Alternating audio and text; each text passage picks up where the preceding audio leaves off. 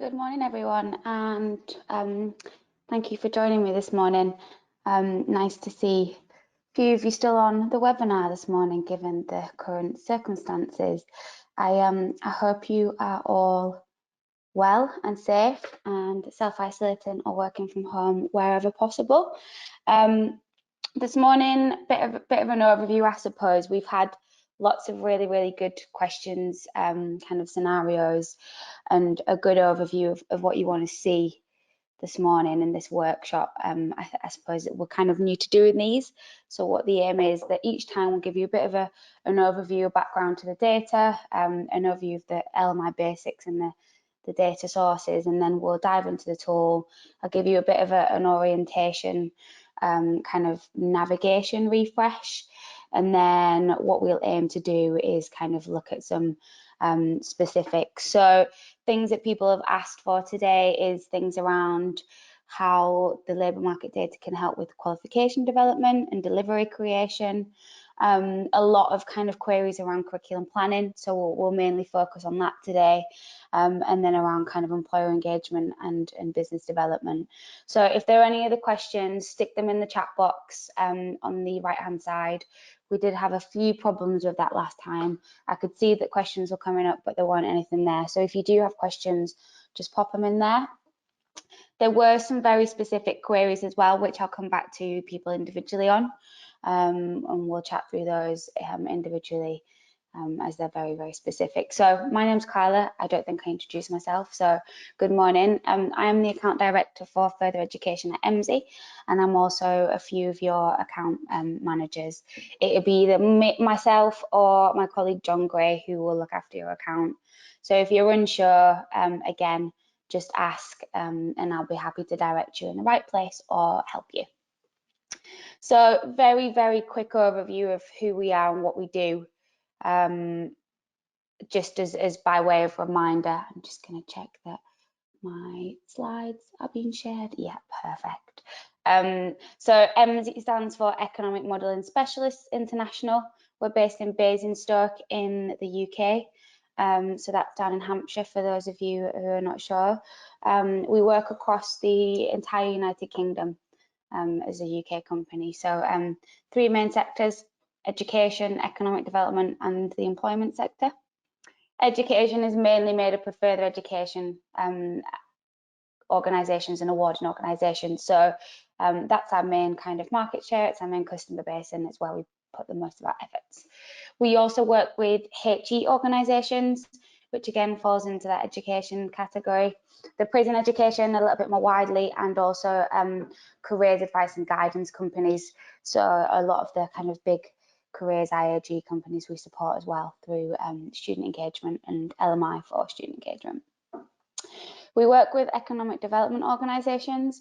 So these are companies like LEPs, combined authorities, county councils, local authorities, and we're regional skills partnerships if you're in Wales, and where we see a really nice kind of synergy or a really nice model is where we've got all the education providers within an area working with the local LEP.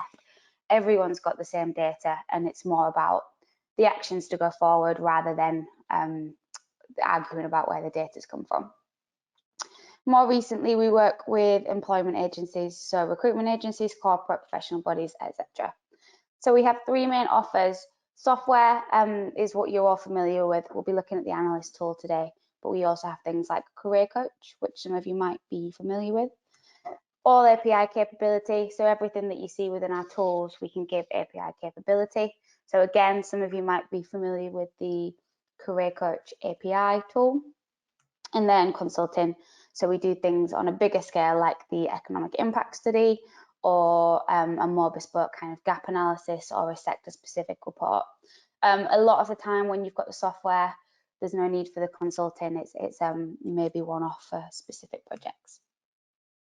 So very briefly, the international in Emsi just stands for, the I in Emsi stands for international, so we're a US company. Our headquarters is over in Moscow, Idaho, which is a beautiful part of the States, and it's up towards Seattle on the West Coast.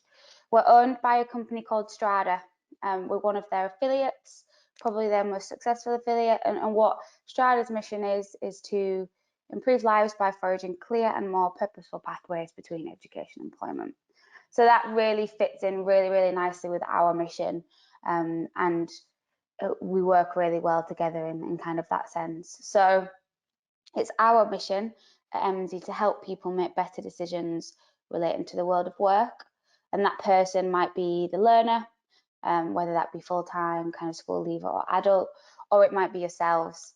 So what we really want to do is drive economic prosperity within a region, and to do this we inform and connect 3 critical audiences. So people who are looking for good work, employers who are looking for good people, and then the educators, you guys who are looking to build good programs and educate the students through a really secure offer. So we want to do that through the common language of skills. So we used to look at kind of courses, qualifications, but now we're really seeing this kind of new skill taxonomy, I suppose. How do we understand exactly what employer skills needs are and make sure we build this into qualification development, course design, and make sure you've got a really kind of sound offer that will help that learner get their first, second, third job and get them into lifelong learning.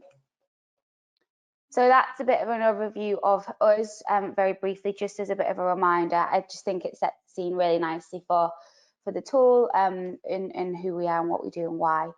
So a bit of a labour market data 101 then, I suppose. You've got this data in the tool. Some of you might use it more than others. It might be a bit of a refresher session, or you might just kind of want to start from scratch. So building Emsi data is a complex process, but what we do is have granular historic information and also summary forecasts. So we've got granular historic data back to 2003, and this comes largely from NOMIS, Office for National Statistics. So there's big, freely available government data sets that are made up of things like the Annual Business Inquiry, the Labour Force Survey, BRES, DEFRA, etc. So these are all things that have happened. They're real data sets, they're employer surveys, they're the census, the demographics, but these things have happened. So what Emsi do as an economic modelling company is extrapolate those trends. So we have a team of data engineers and economists who extrapolate all those trends and basically project forward. We go up to 2028. We have just this morning released the newest data set out there into the customer base.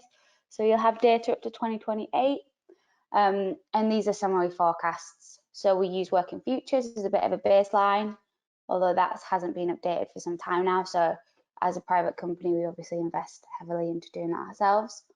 So granular historic data from 2003 all the way up to 2028. So you've got a really good sense of what's happened, and then you've got a good sense of we think is gonna happen. It's great to look back, but what we're doing is in theory looking for areas of strengths and weaknesses within our provision and projecting forward from that and seeing how we can make those subtle changes to strengthen that provision. So we also have 2 other data sets within there. So ONET, which is a skills and competencies database. So that's all around looking at individual occupations or jobs, pulling them apart and having a look at the skills, tasks and competencies within that. And then we've got job postings data, which is exactly what it says on the tin. It's up-to-date recruitment trends. So who's hiring in the region for what types of jobs, what job titles specifically, and then from this, what skills make up that job title? What skills does a learner or an employee need to possess to be able to be successful in this job? So that really gives that extra layer of data. So I suppose within that, then you've got 2 main data sets. You've got the structured data, so the traditional structural LMI, which is that purposefully collected and collated data from the government statistical surveys. So we model this together using that granular historic data to build a comprehensive overview of the whole of the workforce. This can be then looked at by industry, occupation and geography. Okay. We then have that big data, so extremely large scale data, and this is usually captured from some specific analysis. So this, in this case, it's for job postings. So we want to really be able to build contextual and more detailed insight on top of that structural data to know exactly what's going on right now. So what it basically does is sense check what we've said. So the structured data gives us a really good overview of what's happened, what's going to happen, but then we want to know what's happening right now. So do the employer skills needs or kind of job postings match up to what we've said? So used alone, big data is not always that helpful. You can probably kind of understand that it's not a great tool for planning curriculum, but it does give us that level of detail. Used in unison or used alongside each other, you've probably got the most comprehensive up-to-date data set out there.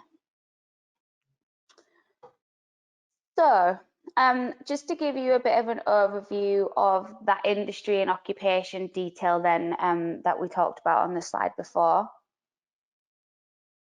Once we're in the tool, you'll see two kind of categorizations of data, which is in SIC or SOC code. SIC stands for Standard Industrial Classification Code. And this at 1 digit, so kind of the top digit, top level, is usually things like construction. So construction's growing in the Northwest at 10%. So that's helpful, but it doesn't really give us any real detail about what within that construction industry is growing. So construction is an industry, and an industry is a group of sub-industries that do similar things. So construction of bridges and tunnels, construction of residential and non-residential buildings, construction of railways and railroads. They're 3 sub-industries at 4 digit, but the construction industry at 1 digit is made up of lots of those different things. So knowing that construction is growing is helpful, but construction of bridges and tunnels might be growing by 20%, whereas construction of railroads might be declining by 10%. When we're also thinking about occupation, so wherever you see the word occupation, just think job. We classify those by SOC codes. So this stands for Standard Occupation Classification Code. So at 1 digit, we're looking at things like skilled trades.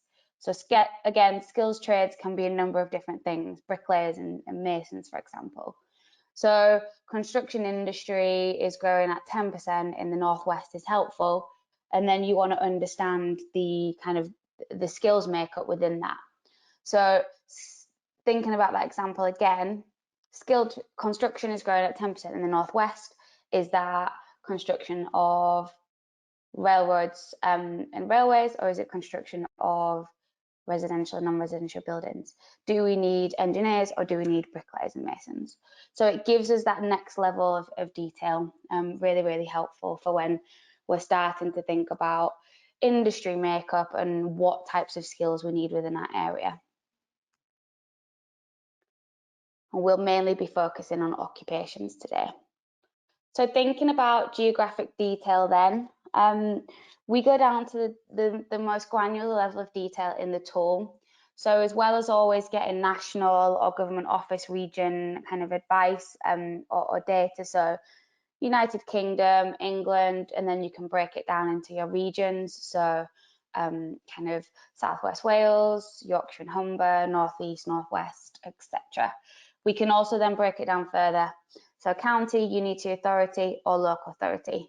This is really good for colleges when thinking about those LEP regions. LEP regions are made up of lots of different local authorities. You want to be able to fully understand the region that you serve and pull all of those regions together and build a bespoke area that your college serves. So the tool allows you to do that. When we look at job postings as well, we also go down to city level, so you get an extra level of detail there as well. So thinking about that local data and why it's so important, just a bit of an example here. So we've got call and contact centre occupations, and we're looking at job growth from 2009 to 2014. We've chosen England, which is growing at 14%, the East Midlands, which is actually declining at 11%. So if we were just to go off these top two in terms of looking at growth within this occupation in this time frame, if we just had the national data, we'd think that this was growing across England at 14%, and great, there's a high demand for skills there. Actually, in the East Midlands, it's declining by 11%. So if we were looking at that type of data, then we wouldn't want to train anyone up in this type of occupation or give them these skills because we're seeing it's declining. Well, at that, again, that lower level, we're seeing that it's growing at 234% in Derby. So if we just went off this middle column of data, we're doing a lot of learners disservice, and we're doing a lot of businesses disservice, because there's actually a huge growth. Having that lowest level of data is, in terms of region, is so important to be able to help us plan accordingly and not miss things like this huge skills growth or skills demand. So I'm going to stop just after this slide, because although we're going to concentrate on the curriculum planning element today, I'm not going to spend the next 20 minutes telling you how you need to use LMI specifically for curriculum planning, but more broadly, that's the great starting point. We've just seen more recently with the new education inspection framework from Ofsted that there's this huge need around curriculum managers and curriculum leads to be able to show intent and impact within their curriculum plan. So the labour market data is a really, really good starting point for that. Why do we do what we do, and how can we tweak that in line with local labour market demand? Once we've got that in place, we want to shout about it as an organisation. We can attract and retain learners through giving them good labour market data to tell them that they should come and do a course in health and social or web development at this college because it's growing at 10% in the region over the next 5 years. This is what they can get paid. Really, really good data to kind of strengthen recruitment and marketing of the college, and also help learners with successful outcomes and progression into employment. And then all that kind of sits hand in hand with being really kind of reputable and showing relevance within the business community. If you're producing learners with the right skills that the local employers are asking for, they're going to come to you as the first port of call for giving them a talented pipeline of learners with the right skills. So all this goes towards fulfilling your institution's overall mission, whether that be kind of socially, economically, or individually on that individual learner. I think I've got a question, so just bear with me a second. Oh, sound. I'm hoping you all can still hear me. If anyone could just pop in the chat box if they can still hear me. I've just had a request saying that, yep, cool, okay. Valerie, hopefully it's just, oh, fantastic, great, good. Okay, so I'm going to stop there in terms of kind of overview of who we are and what we do. Hopefully that's been useful, and then I'm going to dive right into the tool. So probably going to take the next 40-50 minutes. I know the session's due to run at till 11:30, but we probably won't take that long. Probably just going to do some really kind of basic navigation and orientation of the tool, because a lot of the requests have just been for kind of navigation, overview, reminder, and understanding of the data available. So we'll go through that, and then what I'll probably do is take some time around that curriculum planning section. It's probably the best time to do it now. I know colleges are in different phases, but some of you might be wrapping that up, some of you might be mid-process. And I'm thinking if people are home or have less distractions over the next couple of weeks, it's probably a really good time to get to grips with what the tool can do. So whenever you log into your Analyst software, if you need a reminder of your username and password, drop me an email. This is what you'll see. This is your home page. You probably won't have as many projects at the top, and your bookmarks will be specific to what you've bookmarked, if you've bookmarked any. The first thing I'll show you is the support button. So here you'll get the knowledge base link, which I'll come back to in a second, about Emsi data, which is a PDF with the methodology and a lot of what I've just talked about. And then we've also got your customer service rep help desk details, and you'll either have mine there or John's there, and that will be your account manager. So that's who you can find out who you need to speak to for support. The knowledge base link is basically a link to an online website which gives you tips and tricks on getting started by tutorial. So a lot of those are YouTube. If you just go to Emsi UK YouTube channel as well, there are lots of videos around specific workflows. We've got data questions. So how often is the data uploaded? How do we calculate projections, etc. And then we've got the glossary. So I'm using lots of LMI jargon, and I will as we go through the tool. Anything that you're not sure of, jot down, and it will be in this section here. So this will be able to give you a bit of a definition on specific things within the tool. Okay. So support, knowledge base. Down here, we have the intercom button. So again, this is like an online chatbot. So start a new conversation, and then you can just run a query or ask a question for support. The nice thing about us being an American company is that they're 8 hours behind, and there's typically always somebody online to help, no matter what time of the day it is, whether that be one of them or one of us. So I'm going to start with some basics. So the first thing that I'm going to do is start with the economy overview. So this is a really good report just to start to familiarise yourself with some of the data, the report builder, so how to kind of run a report, and then also just kind of get a feel for what's going on within your region. So I've bookmarked that, but this will be within the industries tab down the left hand side, and it will be within here. So you'll see lots of different reports, and don't worry about too much, just kind of hone in and pick out what you need. Give it a little tick there. So if there's something that we've not, just tick the little add button, and it'll go to your bookmark. So that'll be on the home page.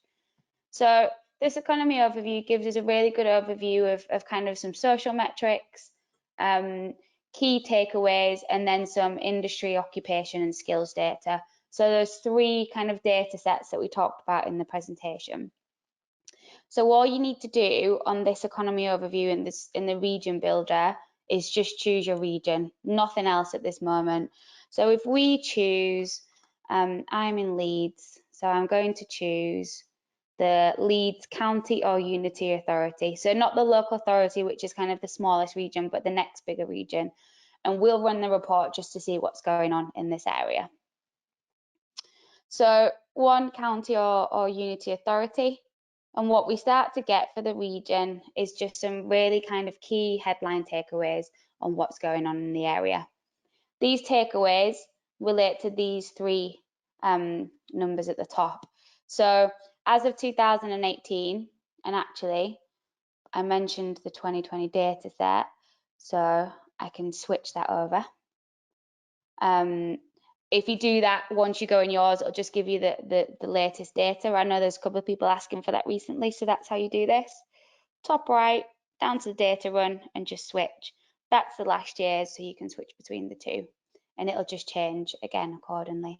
So change that to 2020, and then what we've got basically is the numbers for the latest data. And remember, on this report, we're looking at that granular historic data. So a lot of the data will give us like the last full years of real data's worth, so 2019. So as of 2019 in the Leeds region, the population has increased by 3.9% since 2014. And then we've got the growth number. We've then got the population expecting to increase by 2.3% up to 2024. So this relates to this graphic here. Total region employment grew over the last 5 years by 13.4% in Leeds, so that's this number here. And this change outpaced the national growth rate of 7.7 by 5.7%. So it's growing at 5.7% faster than the national average. So jobs have increased within this part of the world significantly compared to national average. We've obviously got the average wages per job here. This is for all jobs, so it'll give us an overview of national average for all jobs within the region. And the top 3 industries in 2019 are hospital activities, temporary employment agencies, and primary ed. So that's at that 1-digit SIC code that we looked at. Starts to give us a feel for, and we'll be able to dive into that in a bit more detail. Underneath this, we've got just a really simple graph. We can add as many as we want. So we could add in Hull there, for example. And what that will basically do is give us the total jobs figures as of 2019 for the Hull, the nation, Yorkshire and Humber, which is the government office region, and then the region that we've chosen, which is Leeds. So add where you've got these crosses, that's what I've added in. You can add as many of those as in this box as you want. Population, GVA, imports and exports. So it starts to give you a good kind of top level overview of what's going on. In terms of educational attainment, we've got a breakdown of educational level from no qualification up to degree or above. And what we can see here is that 28.2% of the Leeds residents possess a degree or above, which is 1.4% below the national average, and 6.6% hold a HE below degree level, which is again just below the national average. So educational attainment.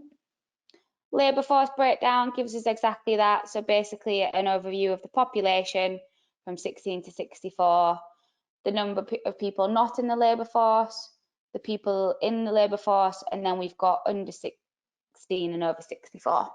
So just some metrics to give you an overview of the breakdown of the labour force. Demographics, simply age and ethnicity. So we can see the makeup of age and ethnicity within the workforce.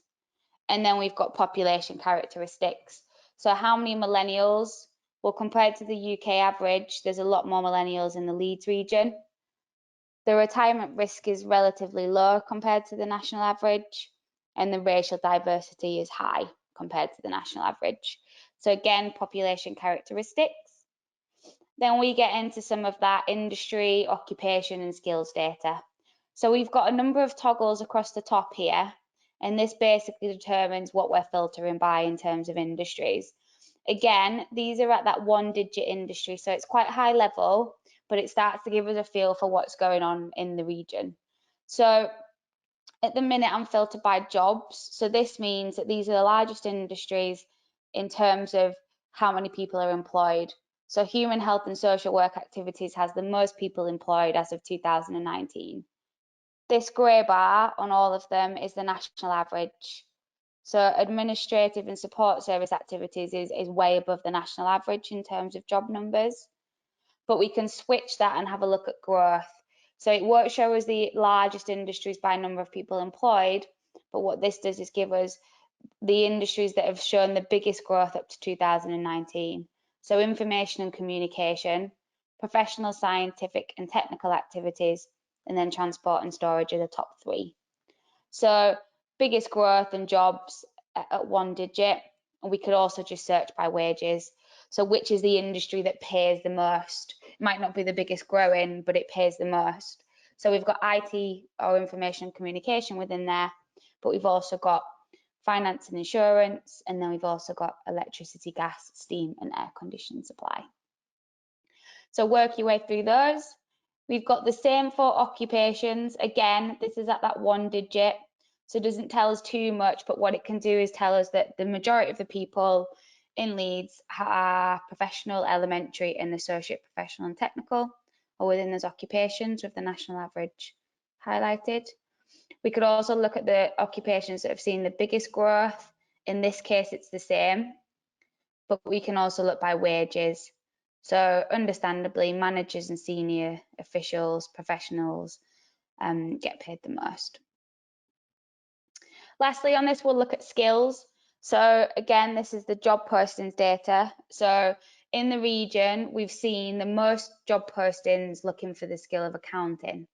So that's the national average, but the majority of the skills demand is accounting. Now remember, this is a skill, so this can go across, doesn't just mean that it's in the financial industry.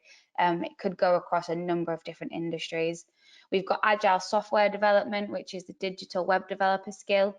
Again, we've got that information and communication industry seeing the biggest growth, but it might also mean that this can be sitting across a lot of different industries. Auditing, business development, and then we've got some of those kind of digital again, so SQL programming and JavaScript programming. So that's really interesting to see the skills makeup of the region. And this Sankey diagram basically tells us how those skills have declined or risen in demand from December 2018 up to February 2020. So it basically gives you quarter by quarter in terms of skills demand. If we hover over one, it'll basically show us the demand for that, whether it's gone up or down over that time period. Okay. So you can see these three dots in places. You can download the image. So if you want to use these individual images for any type of presentation or individual report, you can do, or you can export this into PDF or Word.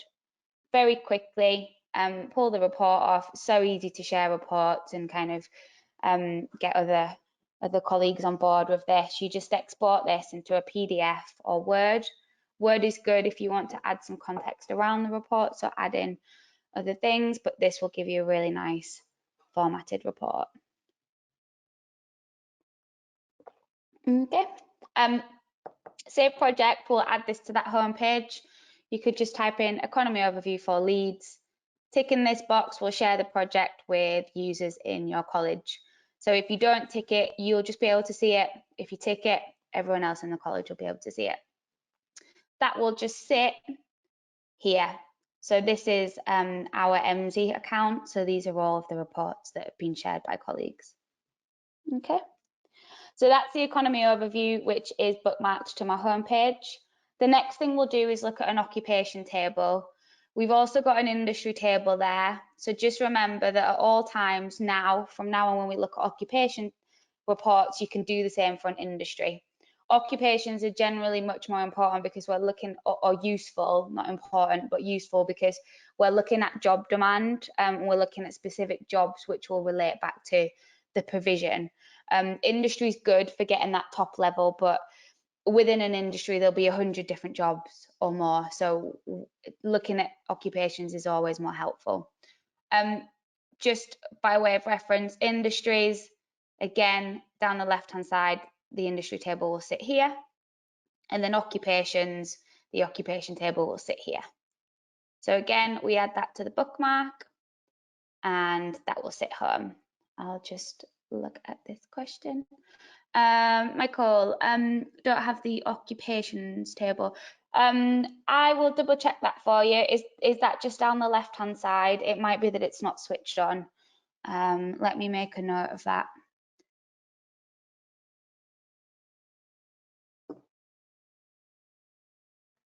Cool. I'll look at that straight away. Okay, so occupation table. So what we've done is look at the economy overview, which has given us a really brief look into what's happened, but of what will happen, but mainly what's happened previously. So I'll still use Leeds as the region, but here is the region builder, and this is a bit more of an advanced report builder. So we want to look at all occupations available, the region that we want to look at. Now, when you click on groups, this will give you all the different groups that your organisation has set up. So we've got things like the LEP city region group in there. What that does is pull all of those local authorities together. When I actually click on it, where did it go? That pulls all of those different local authority regions together and it'll pop them in that box once it loads. So you can basically build that bespoke region for yourself. You can also look at the radius from address. So if I was looking at this from Leeds City College, for example, I could type in the college name. So we'll choose this one and we could do a 35-mile radius from the address. What that will do is basically select all of the counties, or if we want to look at local authorities, just select the regions by local authority. It'll select all that for us, and what we can do is select that group. Where it says save here, we can basically then put 35 miles from Leeds City College and then save that as a group. That will then show up in this group section here. So really, really simple to just get an area that your college serves. Drive time is exactly the same, but rather than putting in the mile radius, you just put in a drive time radius. Good for kind of those travel to work areas. So I'm just going to type in Leeds. I think what's really, really good for you guys to do to start with is really understand the regions or local authorities that you sit in. We can help you do that if you want and build that bespoke group. But what you want to make sure that you're doing when you and colleagues are pulling reports is make sure that it's always the same time frame and always the same region. So then you've got consistency within all the reports. So all available occupations within the Leeds region, and then we're going to look at jobs and growth, which is new jobs, and then we're also going to look at openings. Openings are basically new jobs plus any job churn, so people leaving the workforce or retiring. So that's all jobs, and this is just new jobs. So tick both of them, then run the report. So before we get into this data here, a couple of things to check down the side. Region, time frame, this is where you can change your time frame. So we'll go 2020 to 2025. So we'll look over the next 5 years. And class of worker, often when you use the tool for the first time, you maybe just have employees ticked. Do employees and proprietors. This is just employed and self-employed. So make sure you're looking at all data source, unless you're doing some specific analysis on self-employed, for example.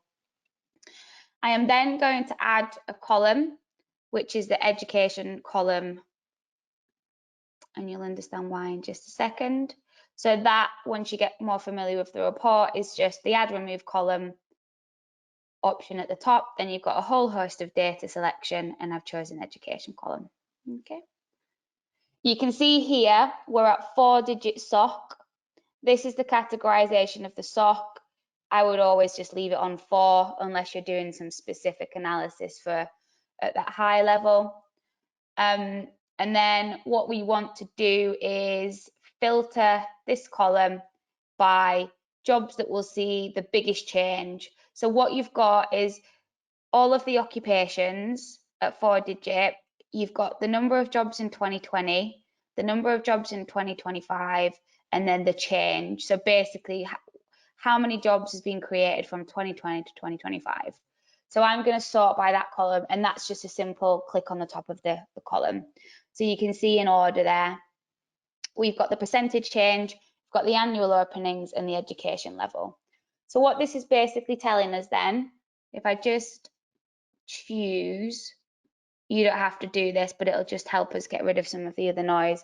But what this will basically do, I've chosen 9, but that's okay. So the top 9 fastest growing occupations in the Leeds City region from 2020 to 2025.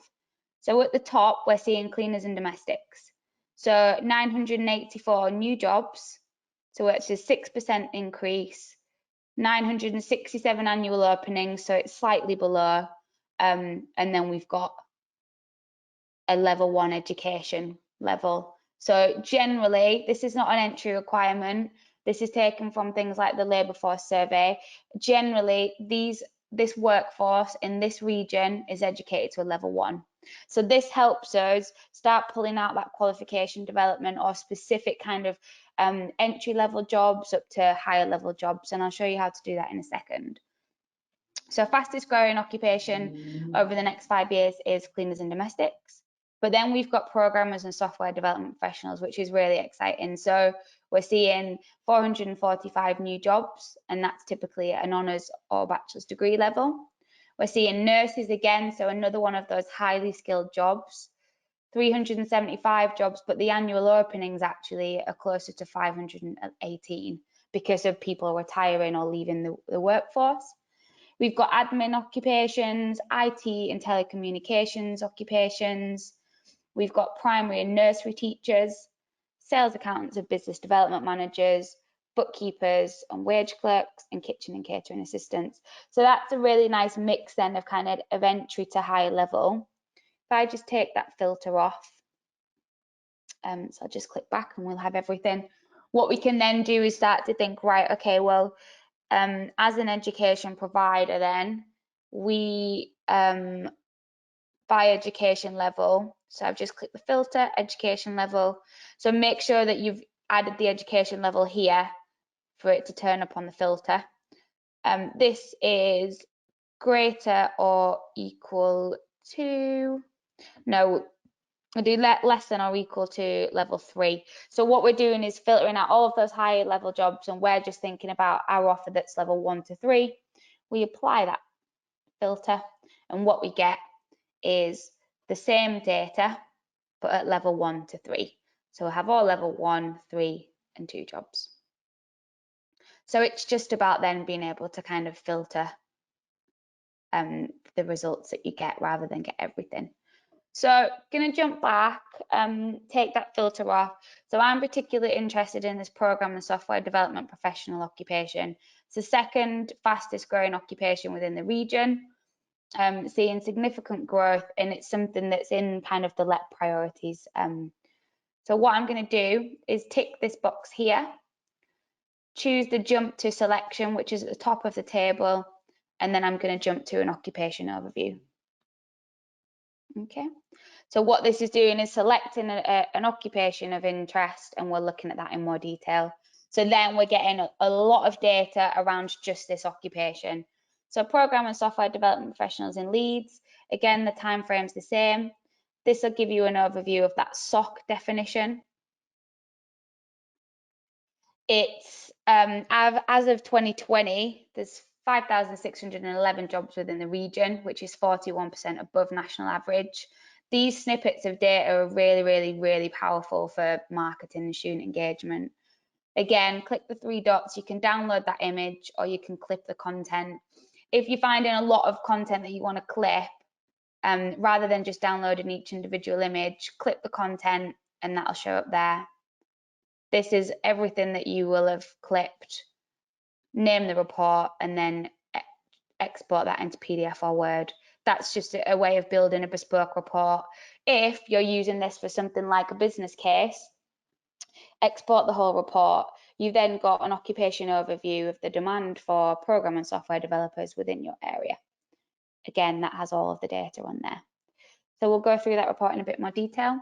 41% above national average as of 2020 in terms of job numbers. It's set to grow by nearly 8%, which is probably one of the highest growth rates I've seen, whereas the nation's only grown at 3%. And the hourly wages look good. The national is slightly higher, but you've always got London weighting within that. Again, this is very similar to the report that we've seen before. So we've got the 4 regions in that we've chosen, and it basically just shows you the job growth. So the blue line is Leeds, the region that we've chosen. Then we've the dark blue line. Then we've got this blue line, which is showing Yorkshire and Humber. The triangle or the light blue line is the nation, so UK. And then I've just put Hull as a comparison. So competitive advantage in this region as it's growing higher than these 3 regions. Regional breakdown. So if we chose something like the LEP area, for example, with all of those local authorities, it just shows us where the jobs were in ascending order. And then we've got something called job postings. So this is that real-time big data. So 2,266 unique postings. Let me just make a quick note. We've got posting intensity of 8 to 1. So this is basically telling us that for every 1 job, actual job, there's 8 postings, which suggests that it's a very hard to fill or occupation, or companies are hiring or trying to hire for this position quite intensely. So that'll just tell us here. So basically higher than the post intensity for all the occupations and companies in the region, indicating that it might be trying harder to hire for this position. and then it'll give us an average of how long they're online for in terms of postings. Some demographics, so gender and age breakdown. So the majority of them are males in this occupation, and they're at that 25 to 34 age bracket. We've got the last 6 months of Job Centre Plus claimant counts. So around 3 people a month are claiming unemployment benefits who consider themselves to be a program or software developer. And then we've got what we call an inverse staffing pattern. So thinking about that industry data that we talked about, this basically tells you the industries who employ these types of people. So mainly in computer consultancy activities, but also in things like television program and broadcasting services. So this is a bit of an inverse staffing pattern. So where typically will these people work? If you click on any one of these, it's going to take you to an industry overview rather than an occupation overview. So it'll give you exactly the same data for an industry rather than the job. Again, export that, clip any of the content, but that's your occupation overview. If we just go back to the home page, that basically is bookmarked here, but where that is found again is in the occupations tab at the side, and then this is the occupations overview report. So far, what time are we on quarter 2? So far, we've looked at the economy overview, which can be found in the industry section. We've looked at the occupation table, which will tell us the future projections, so what's going on in Leeds over the next 5 years. We chose an occupation of interest, which was the program and software developers, which was this occupation overview. They can all be found in here or here. Next thing we're going to do is just hone in on that job postings data in a little bit more detail. So this is in the job posting section here. So this is again down the left hand side. The report that you will use the most is this job postings analytics report. So again, bookmark that to your home page.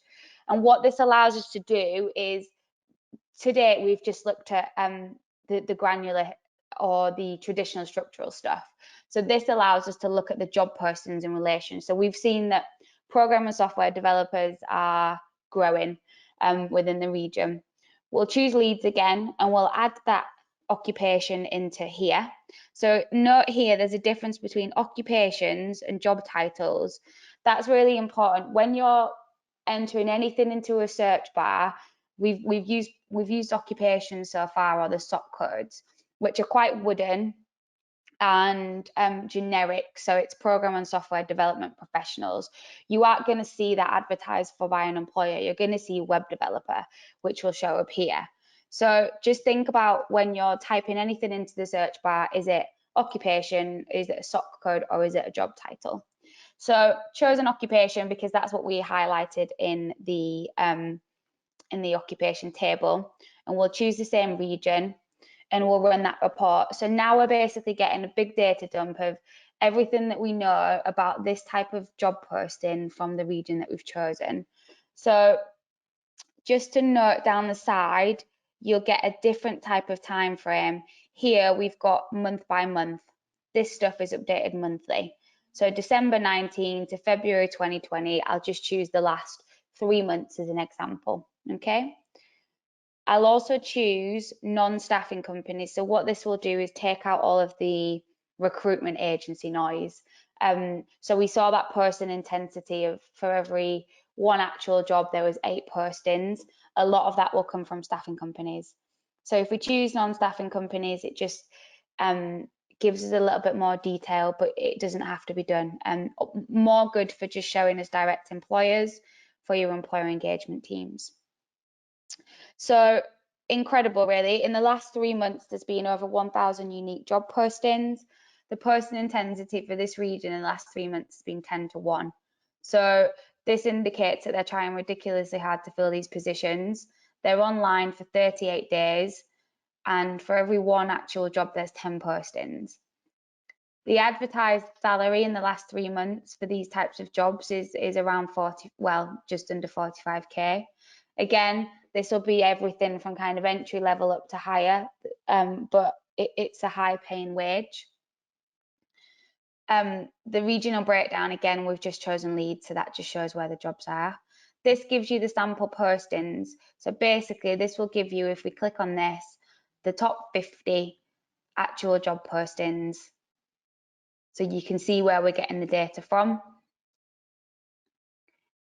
The monthly unique postings, so from January 16, has there been kind of peaks and troughs as to where people are hiring?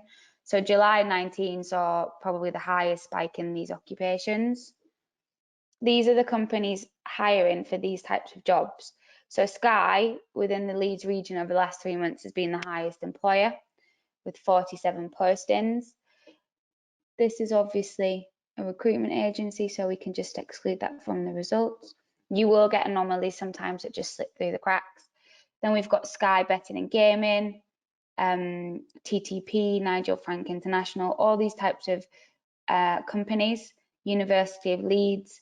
So it's a really good overview of who's hiring within the region. It gives your employer engagement team or your business development team an informed conversation when they're going to some of these companies. If you just wanted to pull out Sky on that, and I'll do this for you in a second, on that starting point, that report builder, you can filter by company. So we could have a look at exactly what those 47 jobs are that Sky are looking for. This is where we go down to city level, which I talked about.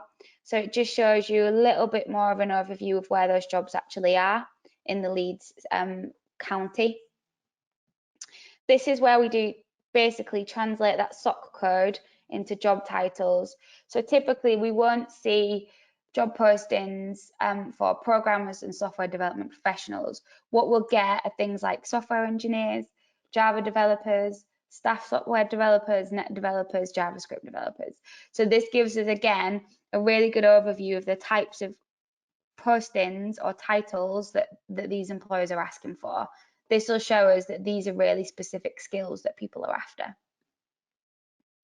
And then this is where we get onto the good bit. So for qualification development or delivery creation or content development, what skills do we need to make sure are built into these qualifications or courses to ensure that we can help these types of people get the talented people that they need, the talented learners that they need. So agile software development is the highest in demand skill. JavaScript, software development, SQL, sorry. Basically, these are the frequency in postings. And then you've got the softer, more common type skills below. Again, just as before, you can take this off or you can clip any of this content. Just to start over, again, you could run that for web developer if you know exactly what you want to have a look at. The job title search box just gives us a little bit more flexibility. So web analyst, for example, that doesn't typically sit within it's not a SOC code on its own. It would sit within the IT type SOC code. You could then just run on web analyst, which is really, really helpful to do. Company, so we saw Sky PLC, choose that one, and we can run a report on the last 3 months on everything that they've hired for, which is really, really helpful. Go down to here, you've basically got all the posted titles that they've asked for and the types of skills that that company needs. Really useful stuff. So I'm just going to take the next few minutes just to go over the course vision tool. So what we've done is have a look at economy overview, occupation table, occupation overview, and job posting analytics. This is all really, really good if you, I suppose, starting with a blank sheet of paper or wanted to really kind of get to grips with what's going on in your area.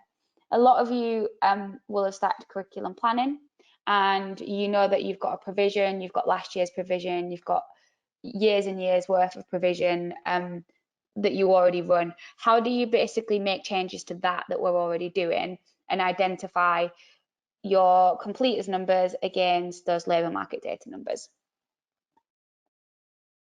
So this is where the course vision tool comes in. So again, down the left hand side, some colleagues will just have access to this. It depends what type of subscription you've got, and then it also depends on what type of access you've got access you've got to the software. So basically, Course Vision allows you to have access to these 3 reports. The economy overview tool we've already looked at, that's the first report that we looked at. But basically, if you've just got access to these reports, you also get the economy overview. So what we do with this section is take your ILR data, and you will basically, as an organisation, take out 3 columns. So your AIMS codes, your qualification titles, and then the number of completers that you had in a given year that completed that qualification. Once we've uploaded, this is dummy data, so it's not anybody's real data. But once we've done that, we've uploaded the data and you've got your curriculum data sets here. So this made up college has got their FE courses, their apprenticeships, so it's separated out. And then they've got all courses, and then they've also put in September enrolments. So we choose the data set that we want. We select the region that we probably serve. So in this case, what I would do is probably use something like the Leeds City region group, if this works, as it didn't before. No, it's not working. Once you've added the group, it would come in. Let me just make a note of that. So choose that Leeds City region. I'll probably also add in Bradford and let's say Craven.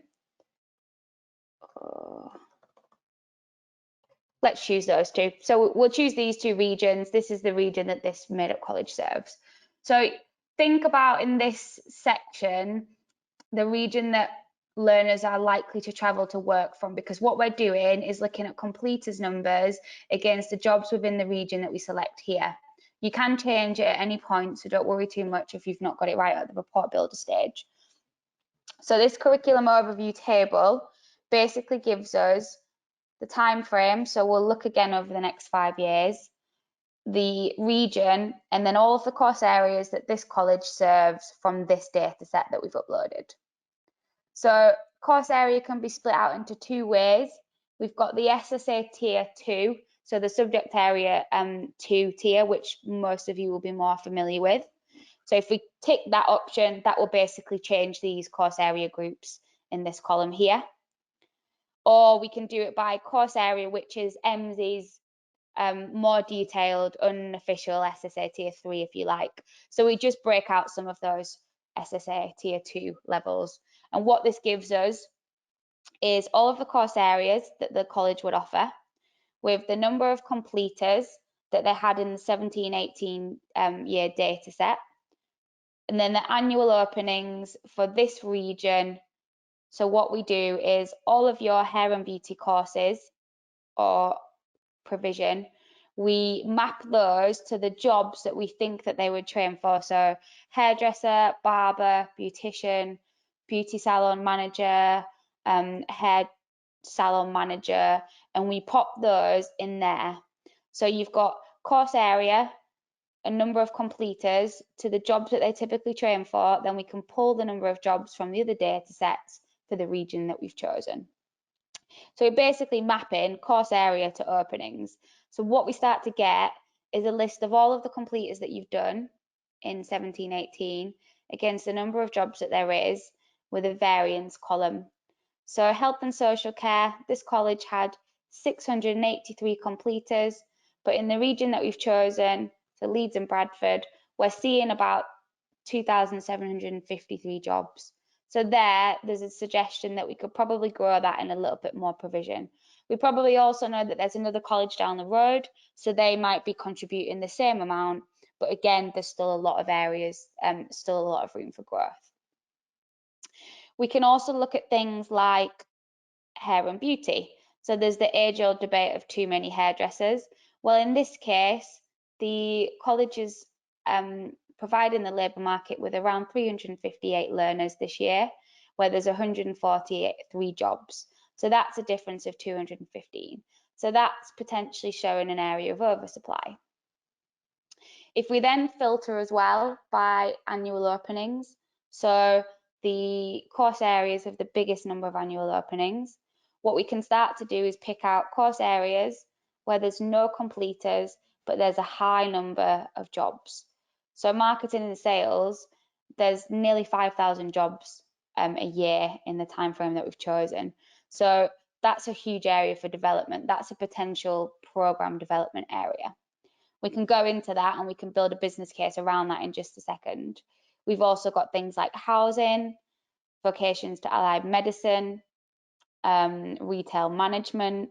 And of these jobs, if we think, right, well, we only offer levels 1, 2, 3, and potentially 4.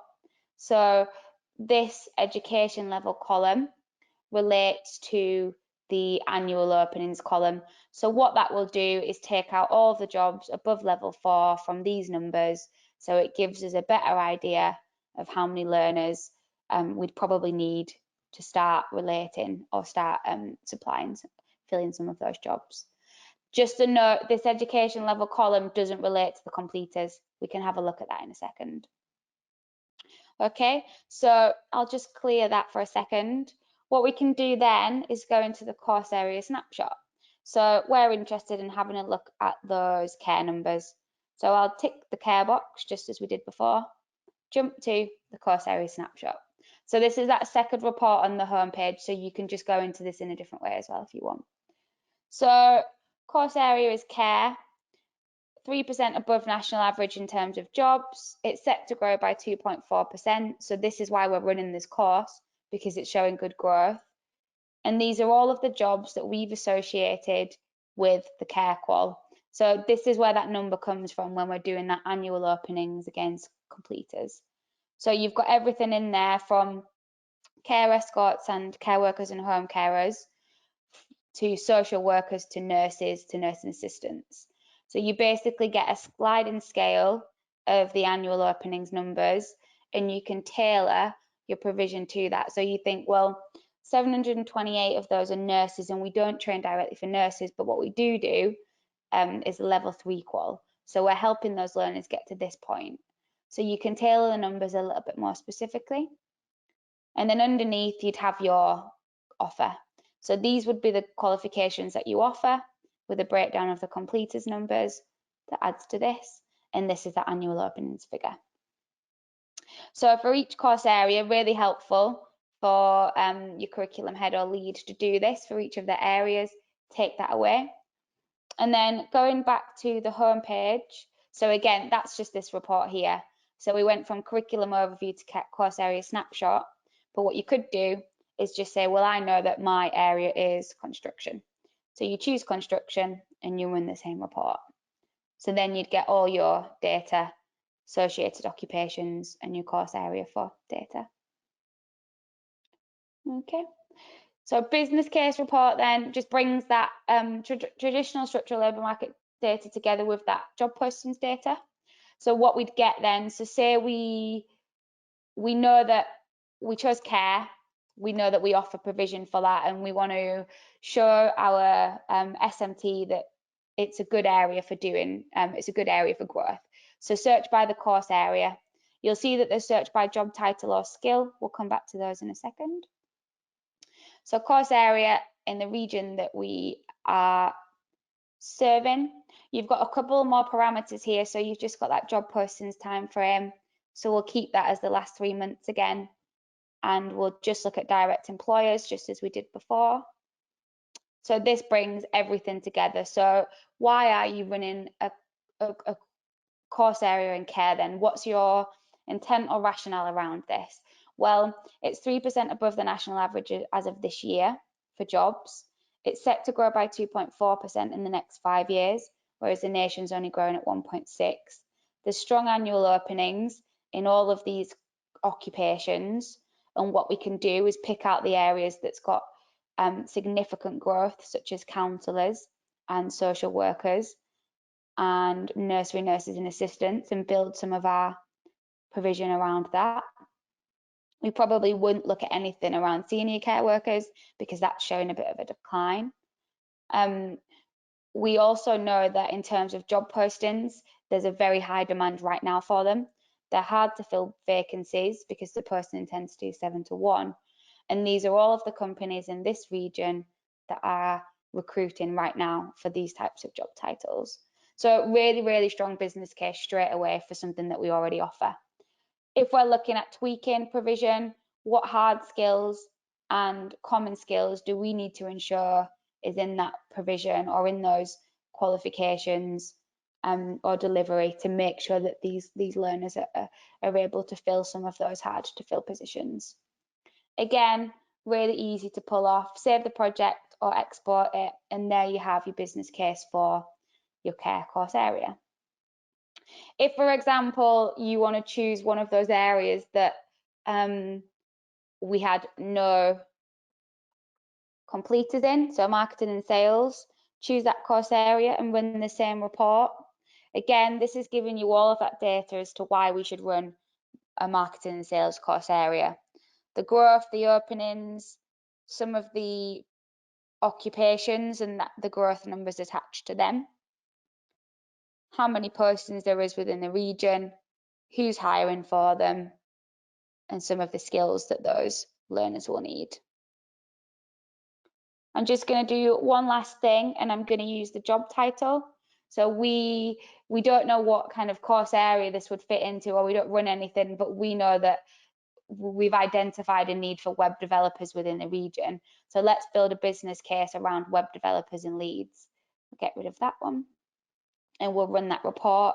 So again, all of the same types of data, but everything's in the same place. So this is all the growth for it.